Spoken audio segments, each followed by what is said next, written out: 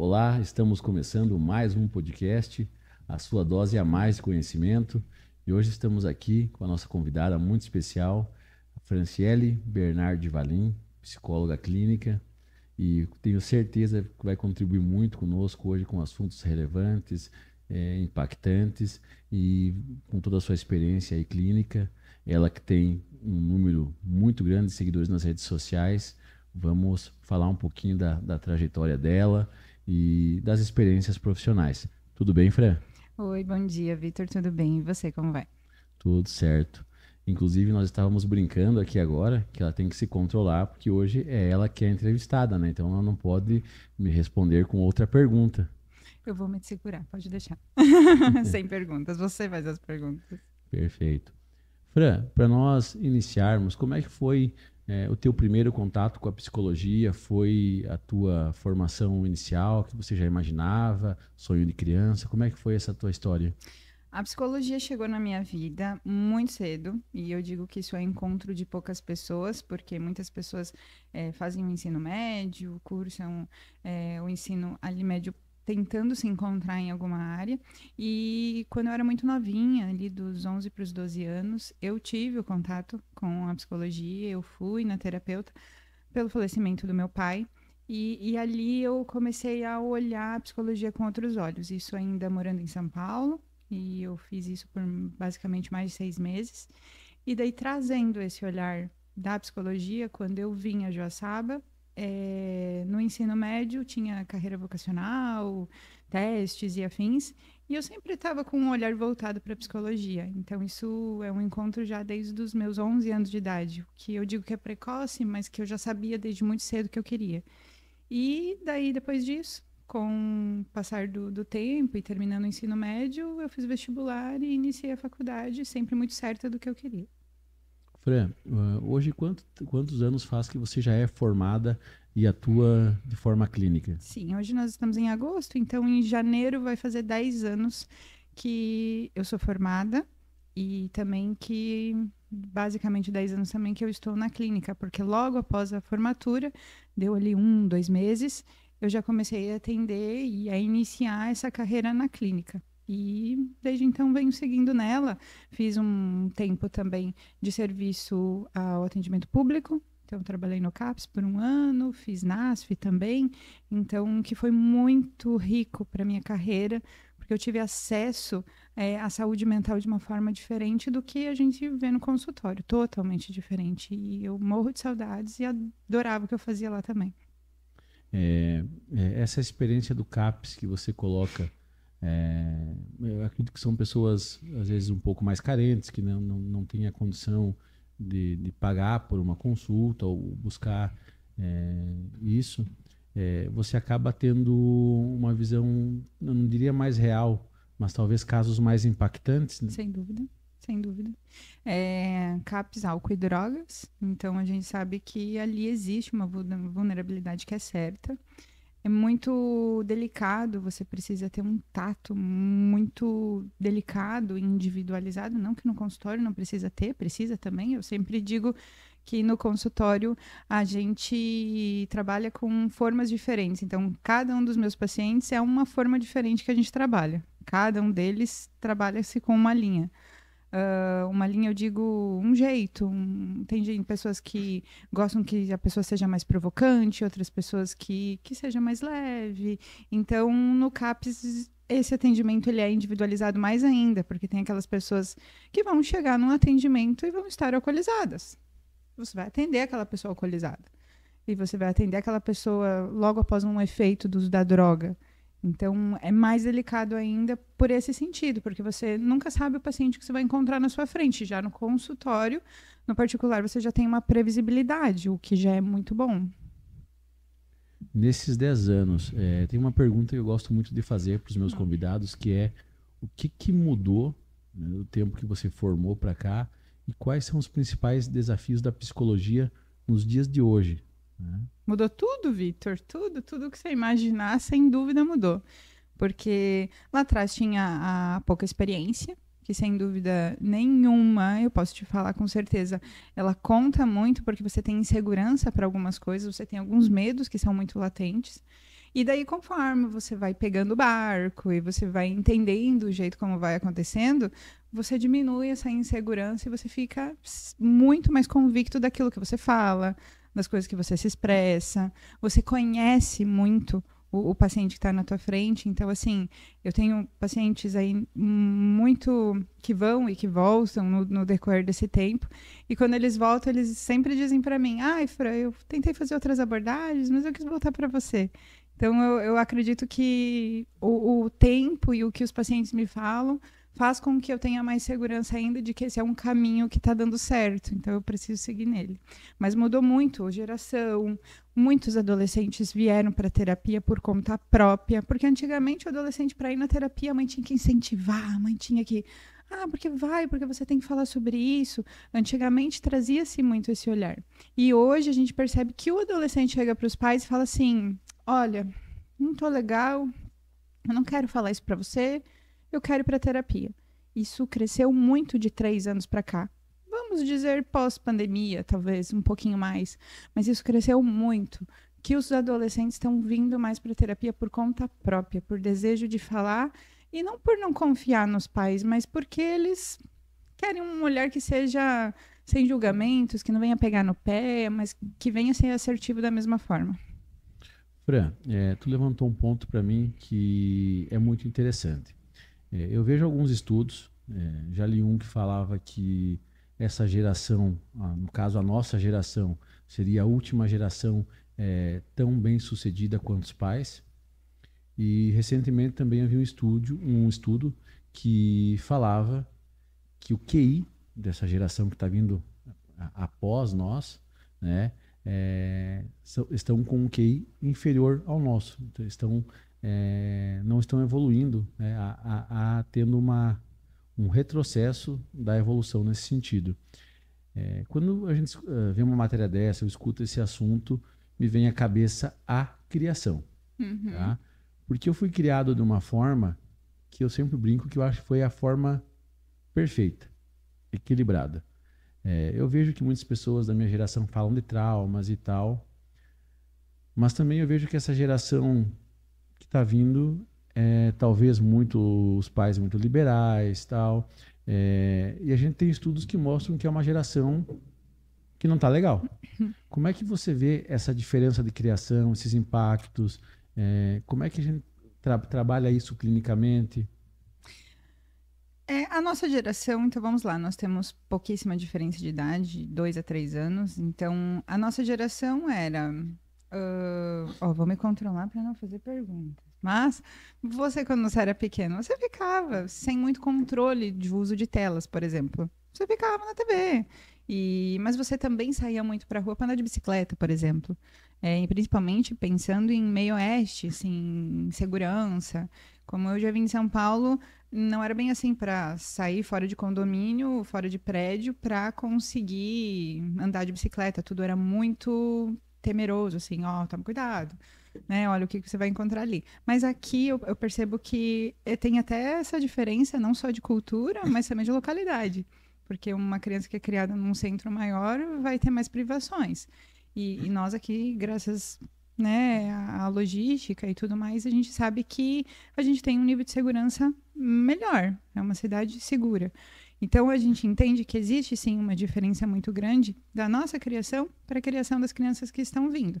Eu tenho um filho de 2 anos e meio e eu tenho certeza que ele é super mais dinâmico, ele é zero tímido, ele se joga, ele se dança, o que é da personalidade dele. Muitas crianças são tímidas, mas existe um controle muito maior de algumas coisas. Então, desde que ele nasceu até os 2 anos, eu segurei a tela. Segurei segurado, assim, ele não ficava na tela. Celular, então, ele nem sabia o que era. Após os 2 anos, a gente percebe que começa um afrouxamento, vamos dizer assim, de algumas medidas, mas que ele consegue, por exemplo, ter as preferências dele, pelos desenhos dele. Ele ama assistir o Mickey, ele ama assistir a Patrulha Canina. Na nossa geração, na idade dele, provavelmente a gente já tinha um acesso maior a telas. E isso influencia. Eu acredito que, como você falou, assim, é uma geração que tão bem sucedida quanto foi a dos nossos pais. Porque hoje nós ainda entramos nesse mundo digital. A gente não sabia o que ia acontecer. Os nossos pais não tinham esse conhecimento. Então, e a gente consome mídia rápida. Se você pegar um TikTok, não gostei desse, não gostei desse. A gente não vive mais no tédio. E o tédio ele é muito importante para o desenvolvimento. De você, assim, ó, fique sentado aí e crie a oportunidade de brincar com o que você tem ao redor. A gente não vive mais no tédio. Dificilmente alguém que vai estar numa fila do supermercado vai estar assim na fila do supermercado. Vai estar assim na fila do supermercado, tentando adiantar alguma coisa e fazer alguma coisa. Então, a gente já não vive mais no tédio. O que a gente está tentando provocar nessa criança, dessa geração que está vindo? Para que ela fique mais no tédio. A TV está desligada? O que você tem ao redor? Estamos provocando o tédio para ela criar experiências. Então, pode ser que esse QI que a gente está achando ali, porque tem um nível de idade. Então, vamos supor, as crianças que hoje têm 10, os adolescentes que têm 12 a 14, eles estão nesse entre-meio. Então, essa geração, a gente não sabe muito o que vai acontecer. Porque ele vem desses adultos que já consumiam essa tela, que já faziam essas coisas. E tem essas crianças novas, né? Que são, por exemplo, a minha criança. Eu posso citar até a lei da ausência de celulares na escola. Eu não acredito que a lei de proibição aos celulares na escola ela é benéfica para uma pessoa que está no terceirão. Falo isso para meus pacientes no consultório. Eu não acredito que é benéfica porque ele construiu a vida na escola utilizando o celular. Mas ela vai ser muito benéfica para o meu filho. Porque o meu filho desde sempre não vai poder levar celular na escola. Mas uma pessoa que está lá, segundo, terceirão, que já está nas redes, que já está vivendo e simplesmente não leva o celular, primeiro que não se cumpre a medida, porque eles levam o celular igual. Não tem dizer assim, porque teve um decreto, não leva mais o celular. Eles levam o celular igual. Mas eu não acredito que é benéfico, porque já foi implantado que ele teve o celular na escola. Então, isso faz muita diferença. Essa é a diferença que a gente vai construir entre as gerações agora. Tem a nossa geração, tem essa geração das crianças de 8 a 12 anos e tem essa geração das crianças pequenininhas como meu filho, que tem esses três lados aí que a gente precisa pensar. Fran, e tem uma questão que eu preciso levantar, que é os pais dessas crianças. De quais crianças? De 12 ou de 2? Das de 12, eu diria até das de 7 anos para mais. Certo. Eu não vejo a questão de impor limites. Por exemplo, esses dias eu estava num restaurante jantando e eu confesso, eu tenho medo de ter filhos, eu estou pensando seriamente em não ter, porque eu vejo aí 80% das crianças muito mal criadas. Entende? Eu estava jantando, aí tinha uma música ao vivo, uma família lá estava comemorando provavelmente uma formatura, algo nesse sentido. Tinha muitas crianças. Cara, e duas dessas crianças estavam ali toda hora indo onde o cantor estava, bagunçando, tentando pegar o violão, ali, o instrumento musical do cantor, que é um instrumento caro, que tem que... Ter cuidado. Cuidado, tem que fazer não é configuração, regular antes, afinar, né? Afinar antes ali e tal. Cara, e eu vi que o cantor estava totalmente incomodado. Os pais nada. Eu comecei a ficar ansioso, muito agoniado, com vontade de ir naquele pai e perguntar, cara, você vai fazer alguma coisa com o teu filho? Pelo amor de Deus, cara. Né? É aí que esses pais se seduzem pela tela. Porque daí ele tá lá incomodando, você não sabe o que fazer, você enfia a tela ali na frente dele e ele vai parar. Esse conteúdo rápido, midiático, é ali que entra a tela. Aí sabe o que ia acontecer na minha época? Se eu fizesse isso no restaurante? Banhava? Eu ia chegar em casa, minha mãe ia levar pro banho. Em casa? Ia chegar em casa, ou às vezes poderia levar um puxão dele ali. Mas a minha mãe ia chegar em casa, ia me levar pro banheiro, ia me surrar e ia me explicar por quê. Cara, me impôs limites.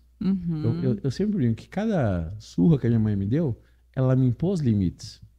Cara, e hoje eu vejo esses pais querendo fazer muito acordo com a criança. Né? Não faz isso porque eu faço isso, eu vou te dar isso. Então, não está faltando dessa geração, talvez da nossa, impor esses limites? Sim. Depende da criação que esse adulto teve. Porque daí a gente também traz esse olhar individualizado sobre como que foi a criação desse adulto. Vai de adulto para adulto. Tem adultos que estão nem aí, que vão deixar a criança fazer bagunça. Vou trazer um exemplo que a gente conversou anteriormente, ontem, sobre isso. Que esse final de semana eu estava num resort e o meu filho, ele é essa criança que você citou aí agora, tá? Porque se tiver alguém dançando, ele vai lá na frente, ele vai querer dançar, ele vai querer se mover. Ele é essa criança. Zero vergonha. Eu não sei até onde a vergonha nasceria. Eu acho que a vergonha tá ali se o bicho é muito grande, eu acho que ele fica meio ressabiado. Mas a gente estava no final de semana lá no resort e a gente tava tomando café e ele naquele negócio do não, do não, do não, e ele não queria mais comer, ele queria descer, e ele queria descer, o que que acontece? Ele quer andar por todo o espaço que ele puder, logo alguém tem que correr atrás dele. Eu falei, filho, você comeu sua melancia, vamos comer um pão de queijo, alguma coisa diferente, um Danone. E ele, não, mamãe, descer, descer, descer, descer, descer. Eu, tudo bem. Daí chegou um dado momento, ele estava com uma touquinha na cabeça, ele arrancou e ele começou: descer, mamãe, descer, mamãe. Começou a gritar no meio da mesa. E sem tela, sem nada. Estávamos nós três comendo. Quando ele fez, suponhamos, assim, ele me lavou inteira de café. Porque tinha um café num copinho. E ele me lavou inteira de café. E daí entra o que eu queria falar para você, que os pais da nossa geração, eles precisam ter uma coisa chamada resiliência. Porque naquele momento, não tem como dizer para você que eu não fiquei braba. Eu tava inteira lavada de café. Eu tava com uma bota, então café dentro da bota. E na minha blusa, eu tava com uma blusa num linho, ensaboou a blusa. Eu fiquei inteira. O pessoal do resort veio assim, um pano para me secar, que queria entregar um pano para mim. Eu fiquei muito braba, irada. Primeira coisa naquela situação, eu citei isso ontem numa sessão, e a paciente falou: você tomou café, você voltou pro quarto. Daí eu disse para ela: não, eu me sequei, o que dava. Eu fui lá no buffet, peguei coisinhas para comer de novo, sentei e comi. E pedi pro meu marido: por favor, vai dar uma volta com essa criança. Porque, pelo amor de Deus. E peguei isso quando foi acontecendo, mas eu tive muita resiliência. Porque na hora, era vontade de dar uma surra dele. Ou de simplesmente falar assim, ó, toma esse... Podia, né? Toma esse celular aqui. Deu. Mas eu falei, tira e vai andar. Aí meu marido saiu, ficou com ele no colo, ficou falando, você viu o que você fez com a mamãe? Isso não é legal. Mas eu preciso entender que ele tem 2 anos. E a resiliência, porque eu sou adulta, eu tenho quase 32, ele só tem 2.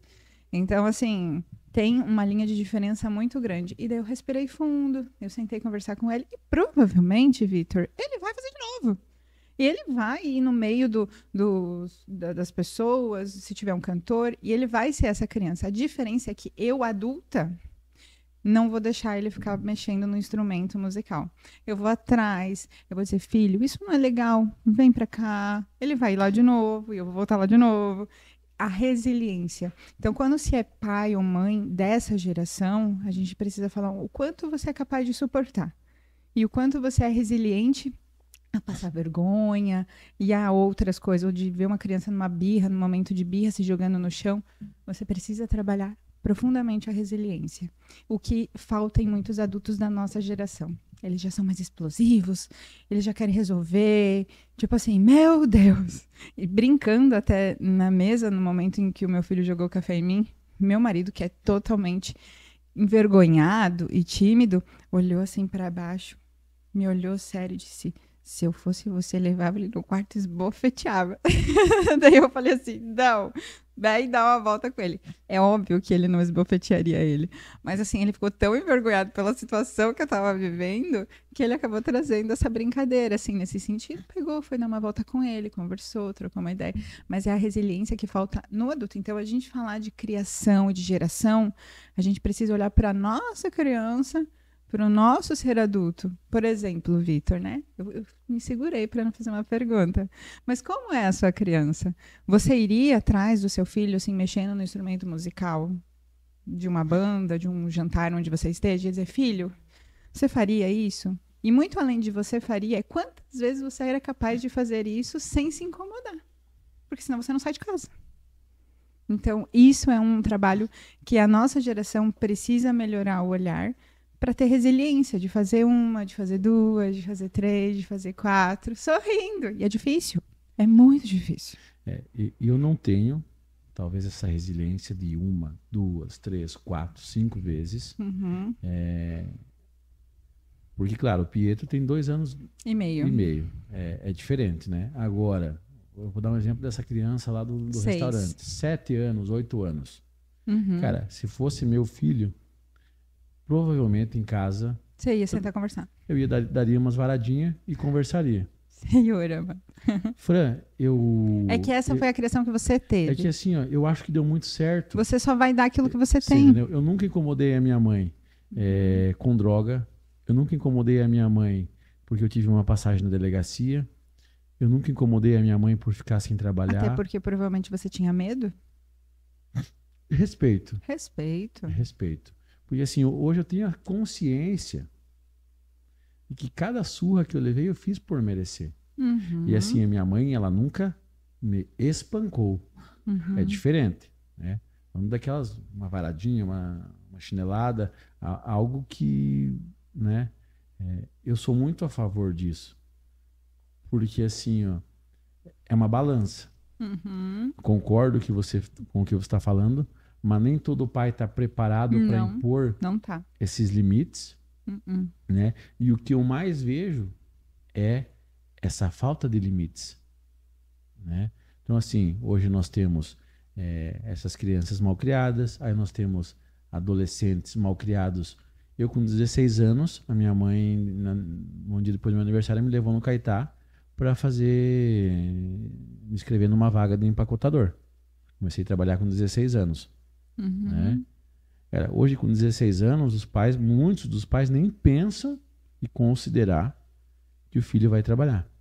Aí, quando vão para o mercado de trabalho, vão muito tarde. Despreparados. Não conseguem escutar um não do chefe ou às vezes vai levar ali uma chamada de atenção por algum motivo. Não consegue assimilar isso. Tanto que tem uma rotatividade muito alta de colaborador nas empresas. Sim. Falta mão de obra qualificada, porque esses pais estão colocando os filhos numa bolha. Numa redoma de vidro, Numa claro. redoma de vidro. E ainda nós temos, eu com 23 anos saí de casa, né? Não morei mais com a minha mãe. Não que isso seja errado ou não, estou aqui para julgar, mas hoje eu vejo muito homem aí, 28, 30, 35 morando anos, em casa. ainda morando com os pais, sendo totalmente diferente, dependente de um senhor lá que, sei lá, tem 60, 70 anos, Uhum. né? Então, qual que é o legado que tá ficando, entende? Sim, tá ficando um legado que tá tudo bem estar com os pais e os pais suprirem as necessidades. E eu acredito que está muito por diferença de, vamos supor, financeira entre as famílias, né? Porque tem família que está tudo bem propiciar que o filho não trabalhe, que vai fazer faculdade, que vai fazer um intercâmbio. E tem pais que não. Então, daí a gente também fala um pouco de classe, né? As pessoas que são mais humildes, elas, ou talvez um pouco que trabalha-se essa questão de dinheiro um pouco mais forte, vai querer o quê? Se eu peço dinheiro para minha mãe para comprar um negócio, sei lá, uma calça, uma blusa, e os meus pais não têm para me propiciar, eu vou tentar trabalhar e eu vou tentar fazer meu dinheiro. Então, essa consciência vem mais cedo para essas pessoas. Porque daí se a pessoa não tem como pedir, mas tem pessoas que, não, tá tudo bem, filho, você pode escolher o curso que você quer, você pode fazer um intercâmbio de 6 meses em X lugar. É uma condição diferente. Esse pai e essa mãe não vai exigir que essa criança vá trabalhar cedo. A criança também não vai precisar. Até mesmo no final de semana que eu estava nesse local, tinha uma apresentação da Disney, e daí a facilitadora da apresentação, que era a fada madrinha, né? Ela olhou para uma criança e disse, por favor, Cláudia, por exemplo, diz para mim, Cláudia, qual o seu maior desejo? Cláudia, uma menina pequenininha de 6 anos, digamos assim. Aí ela olhou assim para a fadinha madrinha e disse, o meu sonho é ir para Disney de novo. E daí foi a risada coletiva do lugar inteiro, porque assim, olha o sonho dessa criança, ir para Disney de novo. Então, assim, olha os sonhos das crianças estão assim. O nosso sonho antigamente era poder ter um videogame, era poder ter agora é ir para Disney de novo. Então, olha a condição. Nessa família, com certeza, não vai exigir que ela vá de empacotadora no mercado. Não vai. Claro. Então, tem essa diferença que a gente também consegue trabalhar como muito claro. Mas tu sabe, tem um jogador, David Beckham, e a Victoria Beckham, que são sei lá se são milionários ou bilionários, né? Mas é costume do americano que o filho, mesmo que o pai tenha muita grana, vá trabalhar. Tanto que o filho do Beckham, até na época, saiu em vários jornais, que ele estava, se não me engano, trabalhando no McDonald's, Bob's, o que que era. Certo. Você entende? E isso é. Só que daí vem desse adulto, né? Ó, eu não consegui as coisas de graça, meu querido. Vai, mas ele sabe que se ele pedir pro pai uma coisa ou outra, o não é tão firme quanto para algumas pessoas. Porque eu sempre falo, eu trabalho com consultoria, então vários assuntos da psicologia eles acabam surgindo Sim. quando você presta consultoria. Muitas vezes tem que ajudar a resolver um conflito familiar. E o que eu mais vejo hoje é filhos que não estão preparados para tocar a empresa do pai. Eu também percebo. Né? Filhos, no caso, nessa conotação, mais novinhos, né? Mas assim, ó, novos e não tão novos. Tipo assim, eu tive cliente com um filho de 30 anos, E não tinha pulso para tocar. zero pulso. Você entendeu? Zero responsabilidade. Ainda era mau exemplo para os colaboradores da empresa. Teve uma situação que eu falei para o meu cliente. Falei, olha, para não expor nomes, fulano, o teu filho, infelizmente, ele não serve nem para borracheiro. Né? Não menosprezando nenhuma profissão. Sim. Mas eu quis dizer, cara, se ele for para uma borracharia hoje, não empregam ele para servir de ajudante lá do borracheiro. Entende? Porque... E é muito complicado isso. Né? Porque qual é, de novo, o legado? E daí, nesse caso, é aí que a gente vai conseguir observar que muitas empresas não vão conseguir ir para a terceira geração. Não vão conseguir. Exatamente. Mas assim, eu entendo que muitas pessoas talvez tenham trauma. Você deve trabalhar muito isso. Sim. Né? As pessoas não são iguais. Mas hoje, Fran, qual que é o nível médio de idade que você trabalha e qual que é o grande vilão hoje das sessões? Eu não trabalho com crianças, né? Depois de um terceiro ano já na clínica, eu defini que eu atendo crianças assim, se for num caso muito especial, mas não é o meu público. Meu consultório não é preparado para isso, ele é bem diferente, não é colorido, então a criança precisa de um ambiente colorido, então não é o meu público. E eu trabalho muito dos 12 para frente. Então, 11, às vezes, dependendo da criança e a situação. E o grande vilão, com certeza, é essa mente acelerada, é a ansiedade, é as pessoas quererem mais do que aquilo que comporta para o momento e acreditar que tem que ser agora, que tem que ser já, aquele aceleramento de tempo que faz com que as pessoas acabam perdendo um pouquinho esse olhar, assim, de, viu, acalma um pouquinho aí, vamos dar uma pensada naquilo que você está fazendo. Elas não conseguem parar no aqui e no agora, está sempre muito para frente. O grande vilão, sem dúvida alguma, é a ansiedade. Mas vem muito conflito de trabalho. Você diz geracional? Não, pessoas que essa ansiedade interfere no trabalho, que vem especificamente Sim. por conta de, olha, não consigo me sentir feliz no trabalho, não consigo. Sim. Choros frequentes, uma linha de exaustão e também se sentindo não produtivas, mesmo produzindo muito. Não consegue trabalhar sob pressão. Eu vejo que até consegue, só que daí aumenta esse aceleramento. Trabalha sob pressão, consegue bons lucros, mas ao mesmo tempo parece que nunca tá bom, precisa dar mais, né? Onde entra linhas, síndrome de burnout, entre outros. Então, ali começa muito isso. Tu sabe que eu tive uma dificuldade muito grande, porque faz uns 12, 13 anos que eu trabalho com consultoria. E a mudança foi tão grande que eu tive que vir me moldando também o olhar para conseguir trabalhar. Teve uma época, talvez por conta da criação, daí eu acabo sendo um cara mais conservador, mais rígido, com algumas coisas. Por exemplo, eu não suportava conversar com um colaborador que você ia chamar atenção, começava a chorar no trabalho. Não, assim, para mim era uma falha Gigantesco. Como é que eu tenho alguém que eu preciso ainda ser o psicólogo da pessoa ali naquele momento? Uhum. Tenho que acalmar, o meu dever ali é chamar atenção. A empresa precisa de resultados. Hoje, eu já penso diferente.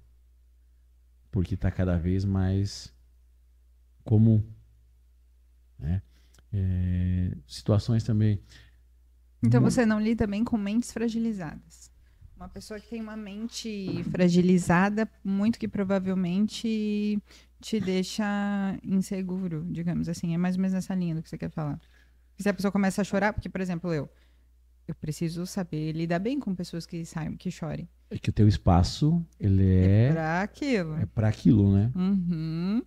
Agora tu imagina, numa empresa, Chorando na frente das pessoas. às vezes tô só eu e a pessoa, mas eu tô ali para cobrar. E ela Uhum. não aceita bem aquela pressão de ser cobrada Você tem que manter. e começa a chorar, sabe? Uhum. Eu acredito que isso é o que mais acontece nas empresas. Hoje, eu falo dos 10 anos para mais que eu tô presto consultoria, no início ocorria muito pouco, era muito difícil. Hoje, já Acontece não. mais. Tanto teve uma época que eu tive uma colaboradora que profissionalmente fantástica e eu acabei pagando psicóloga para ela, Porque ela não estava bem. porque ela não estava bem. Aí, Mas você sabe que eu já atendi pacientes em que a empresa pagava pelo tratamento, já umas 3, 4, assim. Não é uma exceção, não é uma regra. Mas tem muitas empresas que, por comprar a briga do funcionário, no momento que eles estão fazendo isso, eles não, a pessoa não está bem, nesse momento ela não tem como pagar pela terapia, então a empresa vai pagar. Eu recebia o pagamento pelo CNPJ da empresa.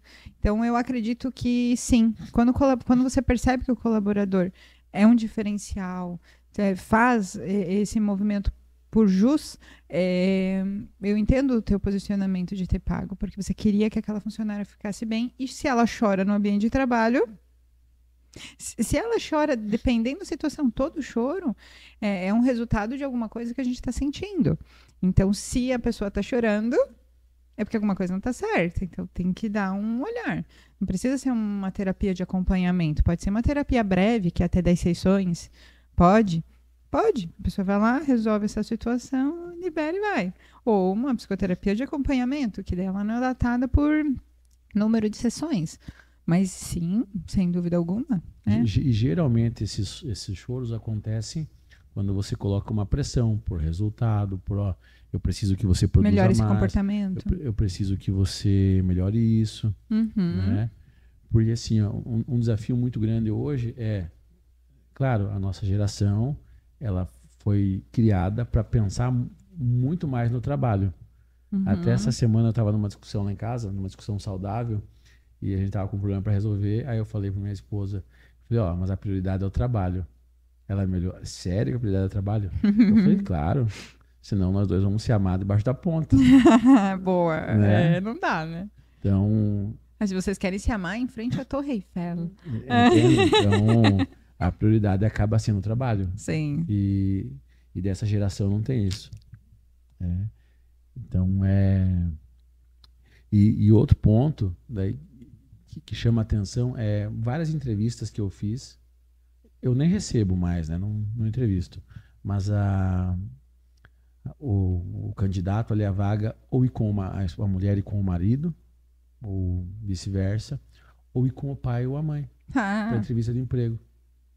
Aí eu penso, putz, é sem condição já. É emaranhada, família emaranhada. Não. Uhum. É porque se a pessoa não tem segurança e firmeza para conseguir numa entrevista de emprego solo, que você já percebe que ela tá apegada a algumas coisas. Pode ser que seja um ótimo funcionário, não dá para julgar também, mas precisa dessa validação, precisa dessa pessoa que fique constantemente correndo atrás, o que daí já não é tão legal para a empresa. Mas nós falando tudo isso, a minha pergunta é, os traumas que talvez essa geração que está vindo agora, por conta desse tipo de criação, não podem ser maiores que os traumas que a nossa geração supostamente diz que tem?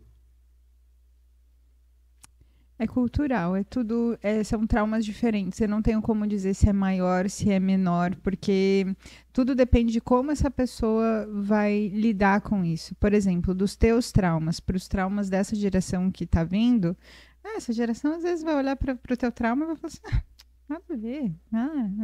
E essa geração está olhando, como nada a ver? Olha o que você está passando. É individualidade biológica. Não tem como eu dizer para você que é maior ou que é menor.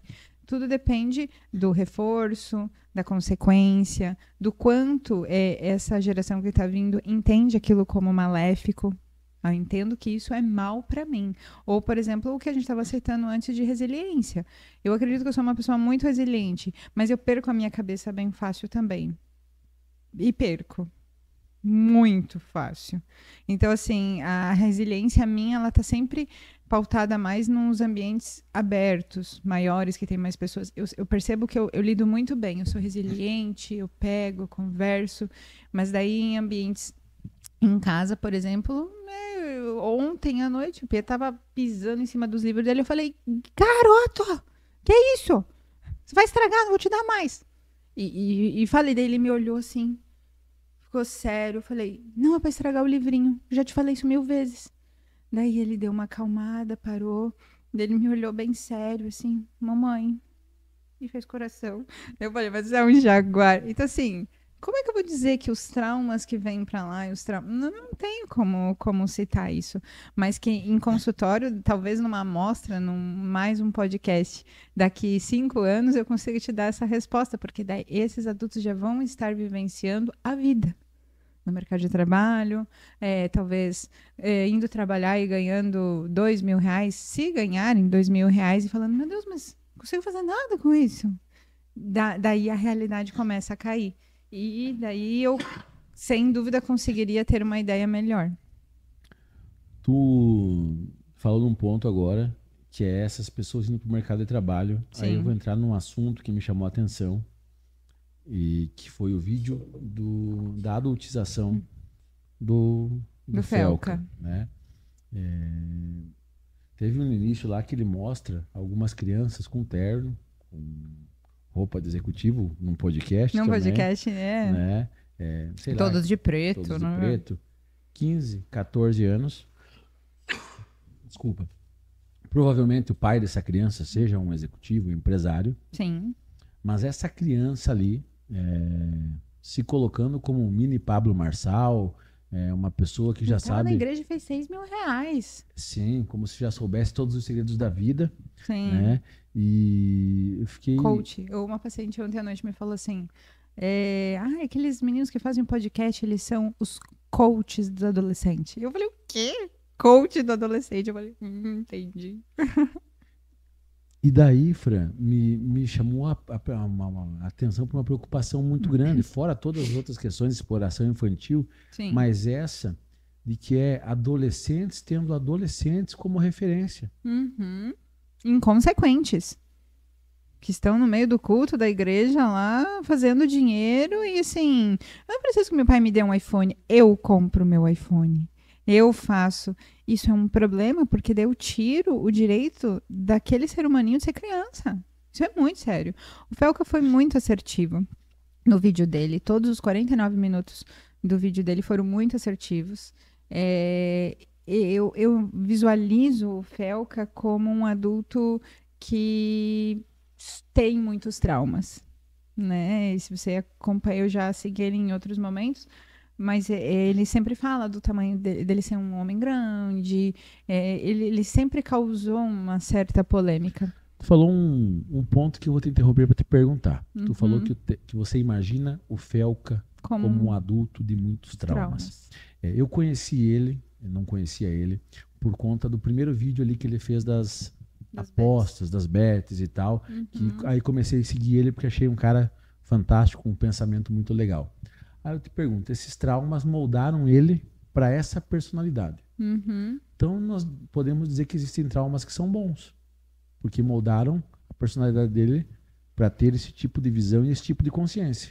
Eu não falaria trauma bom. Eu falaria que o trauma que ele sofreu fez dele uma pessoa que precisava ler mais, porque ele fala muito solidão. Ele tem uma foto no perfil dele sentado no box do banheiro com um bolinho de aniversário, um chapéuzinho. Ele fala de solidão, ele fala sobre o eu interior dele. Então, o quanto essa geração também é uma geração só, são os filhos do quarto. Eu já li algumas coisas falando sobre os filhos do quarto. Então, é a geração que está dentro do quarto e você não sabe, porque o quarto é o mundo deles. Essa geração dos 8, 10 aos 14. É uma geração que está ali, ou no videogame, ou no celular, mas o Felca me passa a sensação, e agora eu falo muito sem conhecimento sobre, uma pessoa que estudou muito, porque você percebe que para ele fazer um vídeo como aquele lá, trazer a referência, ele não é um menino pouco estudado, um homem pouco estudado. Ele tem conteúdo, ele sabe falar bem, ele tem técnica de persuasão, então ele tem muita coisa interessante que a gente pode avaliar, mas ele foi muito assertivo, porque sim, os traumas que ele teve fizeram com que ele se jogasse para a rede e tivesse os retornos que ele teve. Em 5 dias, ele ganhou mais de 8 milhões de seguidores. Isso é um número muito grande. E ele vem crescendo muito e vai superar muito, porque as pessoas estão colocando ele como um ídolo. O que me preocupa, porque eu acredito que psicologicamente ele vai ter que estar muito fortalecido para ele não deprimir, que eu já visualizo vídeos em aspectos deprimidos dele. Eu não sei até que ponto isso é uma persona, eu não sei dizer, mas que ele traz isso como muito forte. Então, se a gente for parar para pensar, os traumas que ele sofreu fizeram com que ele trouxesse essa referência agora de tudo que ele está trazendo, assim, de ser adulto, porque ele já é adulto, então assim, falar sobre um vídeo desse, ninguém teve coragem. Eu nem conhecia o tal do Ítalo, mas assim, eu nem sabia, não tinha muita ideia. Quando ele começou a falar, eu falei, gente, isso estava escandalizado, ninguém falou nada. Ele talvez teve que ter a coragem. Então, uma pessoa muito corajosa também para abordar com conteúdo técnico, fazendo a divisão de valores que ele recebe, processando mais de 200 pessoas. Então, assim, é uma coisa polêmica. Foi um documentário, assim, nível... Saiu no Jornal Nacional, deve ter saído lá fora também. Sim, foi um documentário nível Rede Globo, nível né, fantástico, assim, foi algo realmente muito impactante. E nos mostra daí uma questão que desencadeia tudo isso, imagino, que é a sede por visualizações Sim. de Instagram, likes, views. Citei antes, tu tem hoje aí teus 100 mil seguidores. Não, 80 e alguma coisa. Tá batendo lá os 100 mil, certo? Certo. Você não tem essa preocupação daqui a pouco de você ter que se policiar para... porque eu imagino que vai te dando um gás ali, uma motivação. Claro. Eu quero chegar ao 100, quero chegar ao 200. Ano passado, quando eu viralizei na publicação que fez, eu mantinha um perfil ali com 11, 12, 14, nunca passou disso. Mas daí, numa dada publicação, acabou indo além. Ela tem mais de 8 milhões de visualizações, tem 180 mil curtidas, 19 mil envios para outras pessoas, o que para mim sempre foi muito um choque. Eu estava em viagem quando isso aconteceu, e eu estava com a minha mãe, com meu filho, eu saía para um lugar, ia para o outro, ia almoçar e voltava. Toda vez que eu pegava o celular na mão, que eu atualizava, o celular vinha lá, 100 novos seguidores, 100 novos seguidores. Então, num dia, todo dia eu ganhava 1.000 seguidores, e eu fiquei fazendo isso mais de 20 dias, que eu ganhava 1.000 seguidores por dia. E isso era um susto e um choque também para a rede social, porque daí aumenta um compromisso. Porque você pensa, meu Deus, está crescendo, o que eles esperam? Que eu poste mais? E ali eu fui entendendo um pouco do que acontecia. Sou zero preparada para a rede social. Eu sou campeira, eu faço as coisas por mim. Claro que hoje eu conto com os vídeos que trazem esse olhar de as pessoas conseguirem me ver e ter esse retorno. E eu senti isso como uma necessidade, porque senão eu ia ficar defasada. Mas eu percebo que melhora, eu não ganho dinheiro nenhum com isso, que é muito claro. Então, trazendo o olhar anterior, essas pessoas que expõem os filhos, eles ganham dinheiro com isso. E daí a gente fala desse adulto ganancioso, que daí ele pensa, poxa, eu trabalho... O Felca cita isso no vídeo. Será que o pai prefere andar de ônibus lotado ou expor a criança para ganhar o dinheiro no vídeo? E daí eles pensam, não, eu quero ficar andando de ônibus lotado.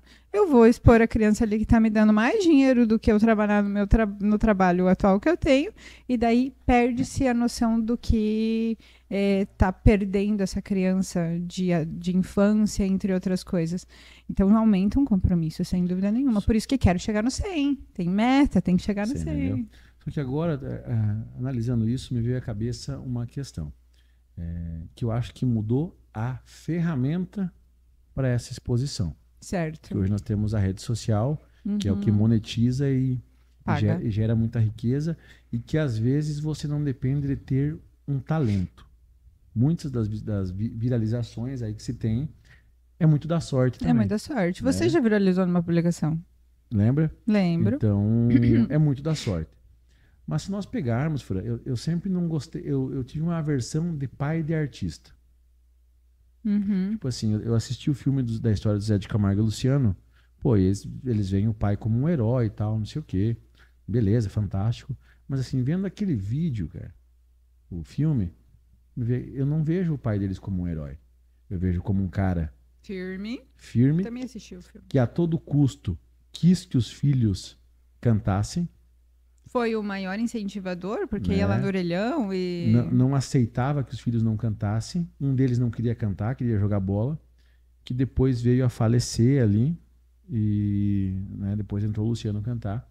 Então eu vejo que desde muito tempo tem esses pais de artistas, jogador de futebol, às vezes é a família inteira, dependendo. A pressão. Teve um jogador, não lembro o nome agora, que eu vi que ele era responsável pelo pai, mãe, tio, primo. Então, talvez essa questão da exploração, ela já vem muito antiga. E vem da ganância. Da ganância, e só mudou a ferramenta hoje. Sim, hoje é rede social. Antes era fazer a pessoa ser, jogador, ou cantor, ou ator, sem dúvida. Pô, nós temos o Neymar, né? O Neymar é uma mina de dinheiro. Pô, e você percebe que a família toda depende dele, né? Então, se tem isso. Sim. E o Neymar é até um exemplo que eu digo, porque como pessoa, como jogador fantástico, mas como pessoa dá pra ver que não vejo ele como um exemplo. Porque talvez não foi preparado para ter... E ele é polêmico. É polêmico, né, e tal. Então, para ter essa questão. Mas assim, voltando para a questão do Felca, aí teve uma questão muito polêmica para mim, porque tudo que ele fez foi um estudo de muito tempo. Sim. Né? E depois que saiu o estudo, eu vi ontem, até salvei o vídeo aqui, não lembro o nome do rapaz, acusando a Virgínia de ser tão ruim ou pior do que o Ítalo. Porque ela postou uma foto do filho no hospital. Aí eu te pergunto, aonde que tá os limites? Porque esse cara fez esse vídeo tentando surfar a onda do vídeo do Felca. Mas eu nem gosto da Virgínia, mas aqui tô defendendo ela. Porque, cara, é uma mãe, né, que tirou uma foto do filho no hospital, não explora os filhos, porque elas, por si só, é a imagem dela que gera riqueza. Aí eu te pergunto, onde que está o limite do que é certo e errado? A Virgínia é polêmica por si só, então falar dela é sempre assunto delicado. Eu acredito que a Virgínia hoje como você falou, é ela que faz a mina dela e as coisas dela como acontece. Mas ela posta o dia a dia dela, então ela estava vivendo com o filho no hospital, acabou postando isso. Assim como ela dança com as meninas quando eram pequenas no colo, e daí ali entra uma ideia de exposição que não é tão necessária. Eu vou te ser bem sincera, Vitor, que eu posto foto dos meus filhos numa rede pessoal, não na profissional, mas numa rede pessoal, eu posto foto deles. E assistindo o vídeo do Felca, eu repensei um pouco. Eu penso, poxa, mas meu filho faz parte da minha vida. Mas até que ponto, essa é a tua pergunta, até que ponto existe um manejo sobre... Mas eu pensei muito, então assim, a partir de agora a rede social é minha, logo tem que ter só coisas minhas, mas meu filho faz parte da minha vida. Então, qual é o limite? O limite está em Eu estou expondo essa criança a uma ridicularização, ou porque é engraçado, ou porque, sei lá, ela tá peladinha de fralda, vamos só de fralda. Esse tipo de coisa não se posta. Trabalhar o nível do limite e do bom senso. Aí, porque daí entra quem tá do outro lado. Quem tá do outro lado, porque você não sabe o que aquela outra pessoa vai fazer com aquela foto. Mas eu tenho muitos vídeos, eu tenho mais de 24 mil fotos na galeria do meu celular. Porque eu tiro foto de tudo. Mas nem tudo eu posto. Quer dizer, quase nada eu posto. Eu sou uma pessoa no perfil privado um pouco mais contida. Mas o vídeo dele me levantou essa questão de não mostrar rosto, né? De ter um pouco de cuidado. Mas eu não vou deixar de postar fotos do meu filho. Mas com certeza eu vou repensar muito mais eu preciso postar isso? Até que ponto eu preciso postar isso? Então, isso melhora muito. E o limite da sua pergunta está relacionado ao bom senso. Esse vídeo está expondo, por exemplo, mães de meninas, vamos colocar assim, está expondo ou está sexualizando de alguma forma? O que é o sexualizar? Se ela só tiver com uma roupa curta demais, ou talvez só de fraldinha porque foi engraçado, não é uma coisa que você vai postar. É algo que você vai cuidar para evitar, porque você sabe que aquilo não vai soar bem. Então, o limite está em você olhar para a foto, olhar para a exposição daquilo de uma forma crítica. No sentido, o que eu quero dizer com essa foto? Até que ponto isso não está expondo essa criança de uma maneira desnecessária? Por exemplo, um vídeo, trazendo o olhar da Virgínia, um vídeo da Virgínia dançando aquelas músicas que tem conteúdo sexual com crianças no colo, está fora do limite. Ultrapassa o limite. E não é uma questão de defender ou de acusar. Eu acredito que ela faz isso porque a vida dela é totalmente exposta. Tanto que quando o pai dela morreu, ela ficou dias sem postar. Uma forma de luto. E todo mundo, foi uma comoção. Eu lembro que, meu Deus, e a Virgínia, a Virgínia, a Virgínia, a Virgínia? Porque hoje as pessoas estão acostumadas a dar o bom dia com ela na rede social. Então, ela é isso. Mas eu acredito que o limite está em... Ela já não tem limite. Porque ela vai postar as filhas dela de biquíni. Ela é a vida dela. Que é o contexto. Que é o contexto que ela está inserida. Mas pensando num olhar macro e para fora, é esse cuidado que precisa se estabelecer com o que se posta e da forma com que se posta. Fran, mas até onde que nós podemos identificar ou entender que é um caso de saúde mental? Aonde que... Quando a criança é muito nova, que nem o caso da Camilinha, que o Felca cita. A Camilinha começou aos 12 anos dançando, sexualizando. Aos 12 anos não se faz isso. É uma questão lógica. Existe uma linha de idade para você ter uma rede social. Hoje você pode ter uma rede social a partir de quantos anos? Acho que é 17? Não 16? Então, se a criança, vamos colocar assim, tem uma rede social fora disso, mentindo a idade, já está errado. O limite é esse, é você não ter que fazer as coisas erradas. Se existe algo para tal, é o caso dos celulares na escola. Eu não acredito que uma pessoa no terceirão não vai levar os celulares para aula. Mas eu tenho certeza que o meu filho não vai levar, porque ele vai ser doutrinado desde pequeno a isso. Falando em saúde mental, até um assunto que surgiu há pouco tempo. Aonde que deve se ter uma interferência hoje para ser considerado algo que é saúde mental ou não? Exemplo, tem o caso dos bebês reborns. Uhum. Cara, para mim é algo de saúde mental.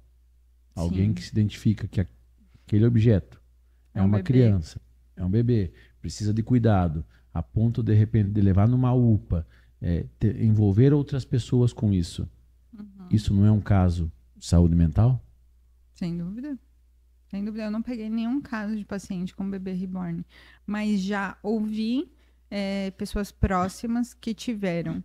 Daí entra toda a questão do queria ter mais filhos e não teve. É como se suprisse uma carência interna.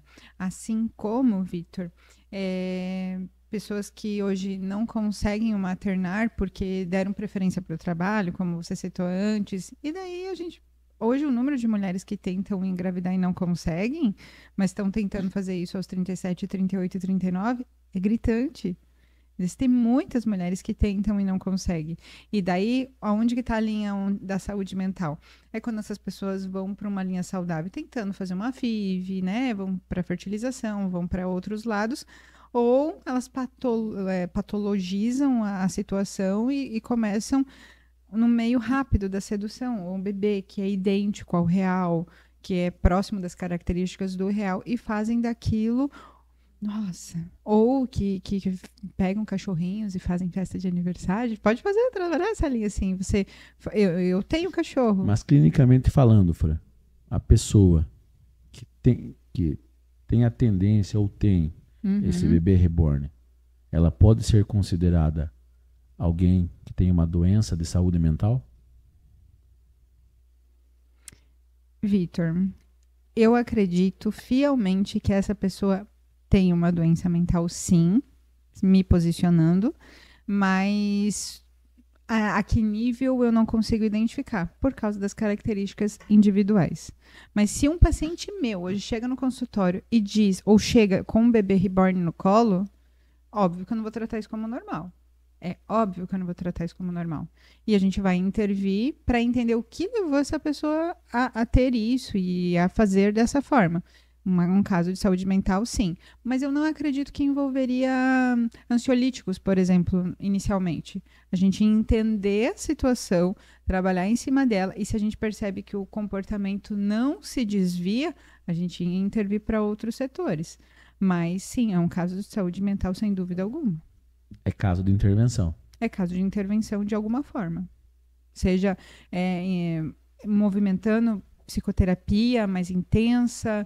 Por exemplo, eu hoje não trabalho com psicoterapia 2 vezes por semana. É só semanal, quinzenal e assim por diante. Mensal também não trabalho, porque eu não acredito que vale a pena. Mas eu trabalharia 2 vezes por semana com uma paciente assim, para conseguir intervir num curto espaço de tempo o mais rápido possível para diminuir o que ela esteja transferindo para aquele bebê reborn. Assim como, isso é novo, Vitor, talvez você nem tenha referência, mas eu vi há 2 dias atrás que tá uma onda de adultos usarem chupeta para diminuir estresse e ansiedade. Você sabia disso? Não sabia. Daí, pra mim, isso É chocante? Não sei nem se é chocante, é um absurdo do absurdo, entendeu? Então, assim, Você imagina nós sair na rua aí agora. com um chupetão de brilho, assim, tipo aqueles. Mano. Cara, você entendeu? Mas é isso. Os adultos estilizaram a chupeta, colocaram um monte de brilho e daqui a pouco, que nem Morango do Amor, não duvido que vai ter chupeta sendo vendida a R$ 500. Não duvido. Por quê? Porque dentro dessa linha existe um estudo lá, eu não me aprofundei, mas o que eu vi é que essa sucção que está dentro da fase oral... Nós não poderíamos falar, então, Fran, que existe uma pandemia de saúde mental? Com certeza, com certeza. É chupeta, é bebê reborn, entre outros. Existe. Desculpa, eu te Uma interrompi pandemia ali. eu não diria, mas uma epidemia. Porque é uma coisa um pouco mais local e atinge grupos específicos. Mas com certeza, de pessoas que estão tentando comportamentos antiquados, vamos colocar assim. Até vi o vídeo de... Um vídeo não, uma história de um dentista falando assim, isso, gente, por favor, usem as chupetas, porque daqui a pouco vocês vêm tudo para mim para corrigir, que a boca vai estar aberta, assim. Eu acredito que é muito isso. Que daqui a pouco você vai olhar e a gente vai retroceder. O ser humano está retrocedendo nesse sentido e isso é assustador. Daí eu te digo, essa geração que é a que está usando a chupeta é tipo a nossa geração, vamos supor ali os... Vitor, pelo amor de Deus. Isso, pelo amor de Deus. Eu achei que eram uns 20 e poucos anos aí. Não, mas é essa geração que está o quê? No conflito. Ó, você com 35, eu com 30, quase 32, que está frustrado, porque imaginou que aos 30 estaria ganhando R$ 30 mil, R$ 25 mil, estão trabalhando com coisas que não gostam, estão todos frustrados, acelerados, se exigindo demais, a nível de ansiedade gigantesco. Aí tudo com uma chupetinha ali, ó. Pelo amor de Deus. Mas é uma coisa real, nada inventado. E isso é muito preocupante. Meu Deus, se um paciente meu aparecer com chupeta, Socorro. Cara, eu imagino que. Cara, eu não sei nem se eu ver alguém, tipo, vou Você ficar vai ficar assim, ó. imóvel, não sei. É muito Aham. louco. Muito louco.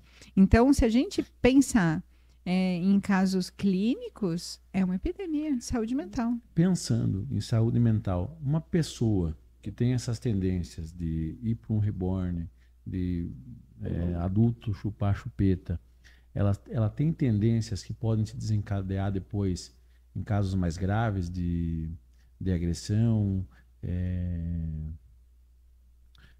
casos mais, como é que eu posso falar, Severos? severos. Não, não acredito que exista essa ira. Porque assim, ó, tem o caso, uma pessoa que joga videogame, Certo. Ah, mas certo? daí tem estímulo. O videogame tem Eu estímulo. jogo muito, né? Gosto muito, mas eu sei que tem pessoas que jogam e acham, começam a imaginar que estão no jogo e tal, e Ah, sai, mas daí a gente co- fala de outra linha. comete É. uma loucura e tal. Mas eu te pergunto, a doença mental, ela não é parecido o que acontece no cérebro da pessoa ali, em todos os casos de doença mental? Não, não, mas daí nesse caso que você apresentou tem um pensamento um pouco diferente, porque essas pessoas que entram em creches e fazem isso, a gente fala de um desvio de postura e de personalidade, claro. Mas não dá para negar que o videogame ele gera uma superexcitação, por isso que ele não pode ser assim deliberado. Então a pessoa começa a 1 da tarde e vai parar às 10 da noite, porque é muito, né, Vitor? Ah, Porque existe um super estímulo muito claro. Então, assim, de a pessoa pensar que tá num tiroteio, pá, pá, pá, pá, pá.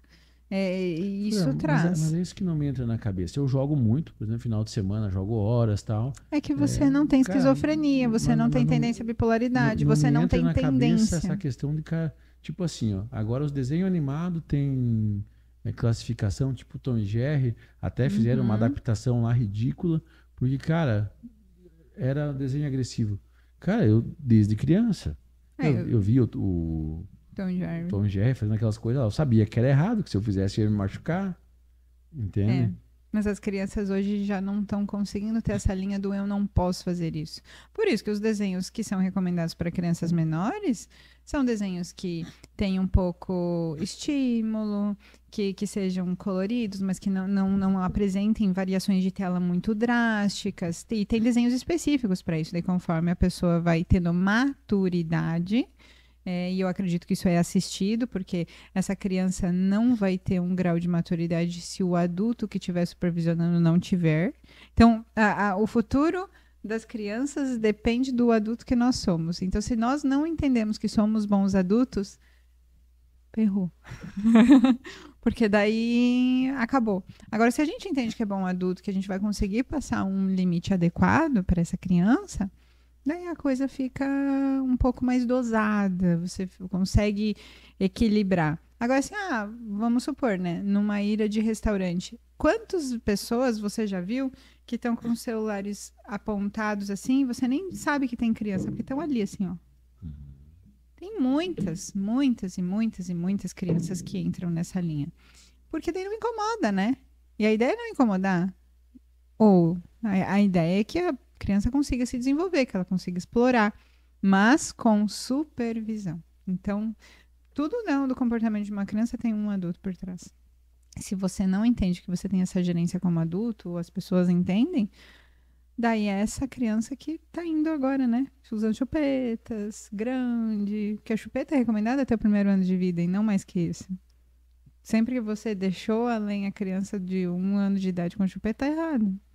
Então, o quanto a ideia agora adultos aos 20, dos 20 aos 35 anos já usando chupeta. Daí a gente pensa assim, game over, né, Vitor? Tipo assim, não tem o que fazer. Mas sabe que eu já tenho pensado game over há muito tempo. Eu acho que É. nós tínhamos que devolver para Deus aí, A gente entregar e falar, porque vai, assim, receta. um assunto hoje para mim que é muito interessante é que nós temos esses casos de bebê reborn, de pai de pet. Vai de Eu não pet. julgo, mas assim, ó, aí muitas vezes o pai de pet é o cara que está pensando em colocar o pai e a mãe num asilo. Claro, existem casos e casos. Eu acho que o asilo é necessário. Tem pessoas com doenças degenerativas, tem pessoas que. Você entende? Mas, cara, eu ajudei minha mãe a cuidar da minha avó. Minha avó morou conosco. Ela faleceu com 107 anos. Olha que idade. Cara, foi a maior experiência da minha vida. Eu tive uma avó cinematográfica. Imagina. Você entendeu? E, cara, a minha avó com 107 jamais precisaria ir para um asilo, Porque ela né? estava bem cuidada. Porque ela estava bem cuidada. E assim, cara, no final que ela teve lá o Alzheimer, foi um pouco mais difícil. Talvez se nós não tivesse tanta ajuda, uma outra família precisasse aí ir para um asilo, aí eu não julgaria. Mas, cara, quantos pais, de repente, que estão sendo colocados lá sem precisar, né? Não quero julgar as pessoas, porque cada um é cada um, mas daí é essa questão, é um pai de pet, é um pai de bebê reborn. Talvez essa geração mais nova agora, visando esses lucros imediatos, sejam pessoas que coloquem a gente em casas de apoio, porque justamente não tenham tempo. Ah, cuidado desse velho aí, não tem tempo. Talvez seja, é uma coisa futurista, a gente não tem como prever. Mas o nosso olhar da nossa geração já cuida mais dos nossos pais. Já evita mais que eles vão a casas, mas eu acredito que daqui para frente essas casas de acolhida elas vão ficar cada vez mais recheadas, mais cheias, porque sei lá, e não é barato, né? 6, 7 mil reais para deixar uma pessoa por mês ali. Eu acho que é a partir disso, né? Dependendo ainda das comorbidades que esse Então, assim, não idoso é tem. uma coisa muito barata. Então, mas isso tende a crescer. Por justamente essa questão de os adultos cada vez mais sem paciências, e se a gente não tem muita paciência, logo criaremos crianças sem paciência, e isso é uma cadeia, só vai aumentando. Fran, para nós encerrarmos o Sim. nosso episódio de hoje, deixa uma mensagem para os nossos seguidores aí, né? Para que nós não precise devolver o mundo, né? Para a configuração original. Isso é muito bom.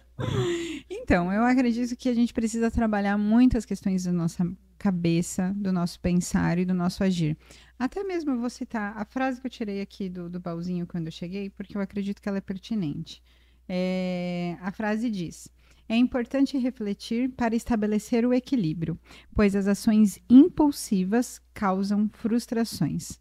Então, assim, trabalhar as nossas impulsividades, trabalhar as nossas frustrações e fazer com que a gente consiga ter resiliência. Resiliência é a palavra que eu mais usei hoje nesse podcast, porque, sem dúvida alguma, se você não é resiliente para algumas coisas, ou melhor, se você não é resiliente para coisas pequenas, dificilmente você vai ser para coisas grandes.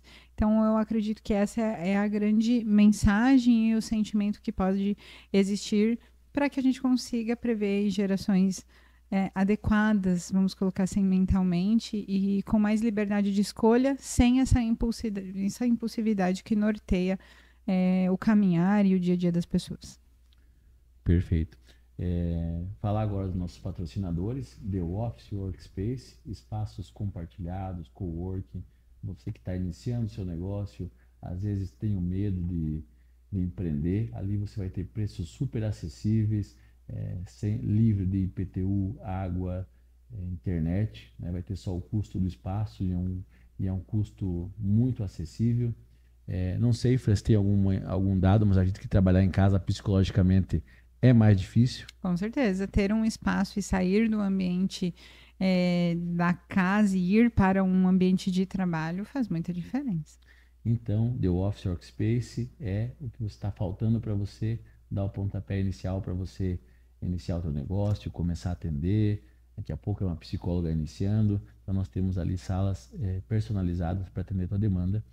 E Encore Consultoria. Nós sabemos que o mundo está cada vez mais em evolução, a informação muito rápida, e a Encore tem mais de 10 anos de experiência no mercado para trazer soluções aí de estratégia para alavancar a tua empresa no momento de crise, para pensar os próximos anos. Então, o Pedro vai deixar os endereços aqui na descrição do vídeo, e tenho certeza que um dos nossos consultores vai ter uma solução personalizada e única para a sua empresa, porque eu sei que existe muito hoje consultor na internet, mentor, mas muitas vezes você precisa de uma mentoria, de uma assessoria em loco para entender a tua empresa, entender a tua real necessidade. A Fran falava no início ali que cada paciente é único e precisa ser estudado individual, né, Fran? Isso aí. E a empresa é a mesma coisa, cada empresa é única, com particularidades diferentes, então siga a Encore Consultoria e The Office Workspace e até o próximo episódio. Fran, muito obrigado pelo teu tempo. Obrigada pelo convite. Eu estou muito feliz de estar aqui e contribuir para mais um podcast.